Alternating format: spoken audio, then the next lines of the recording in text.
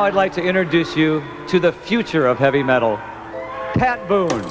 Pat Boone and Elvis Presley were two of the biggest stars of their era, icons who seemed like total opposites. Boone was the clean-cut, church-going heartthrob America trusted. Elvis was the wild, rebellious force that changed music forever. The press loved calling them rivals, but the truth was far more surprising. They respected each other, and over the years, even formed a quiet friendship. But in July 1977, something happened that Pat Boone would never forget. While traveling through the Memphis airport with his wife and 4 daughters, Boone unexpectedly ran into Elvis one last time. It was a brief meeting, smiles, laughter, and playful teasing.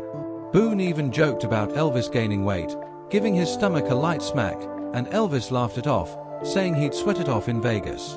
It felt like a normal moment between two old acquaintances, until Elvis said something that stuck with Boone, something that suddenly felt haunting after what happened next. Pat Boone's life began far from fame. Born June 1, 1934 in Jacksonville, Florida, he was almost named Patricia because his parents expected a girl. They shortened it to Pat, and the name followed him into history. The family later moved to Nashville, where Boone grew up singing everywhere: church, school, community events, even while doing chores in the barn. He dreamed of using his voice to pay for college, maybe becoming a teacher, or even going into ministry. Those dreams started coming true when he won major talent competitions, landed a record deal with Dot Records, and quickly rose to national fame. Behind the scenes, his personal life was also taking shape. At 16, he met Shirley Foley, daughter of country legend Red Foley.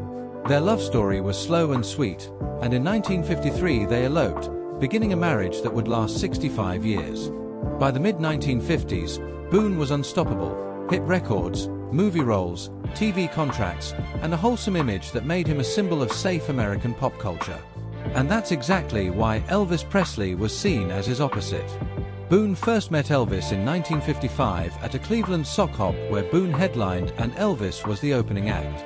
Elvis was nervous and unknown, but once he hit the stage, Boone saw something electric. Elvis didn't have Boone's polish, but he had raw power, and Boone knew instantly he was different. For years the media pushed the Boone versus Elvis rivalry, but there was never real bitterness. Elvis even praised Boone publicly, calling him one of his favorite singers. Boone admired Elvis's talent and charisma. They were simply two men taking different paths through the same era of fame. Then came that final meeting in Memphis. In July 1977, the airport buzzed as Elvis prepared to fly to Las Vegas. Boone and his family waited, and Elvis came over to greet them warmly. They joked, traded playful insults, and even took a photo together. But Boone noticed something else. Elvis seemed tired, heavier, not just physically, but emotionally. And when Elvis made one particular comment, Boone felt something unsettling, like Elvis was carrying a darkness he couldn't shake. 1 month later, on August 16, 1977, Elvis Presley was dead at 42. Boone heard the news in a barbershop before a performance and couldn't believe it. The shock hit harder because of how recently he'd seen Elvis alive, laughing, joking, pretending everything was fine. For years, Boone kept that final moment private. But now, at 91, he admits that the airport meeting didn't feel like a casual reunion anymore. It felt like a goodbye disguised as a joke. Because sometimes the most chilling farewells don't come with drama. They come with a smile, a laugh, and words you only understand after the silence.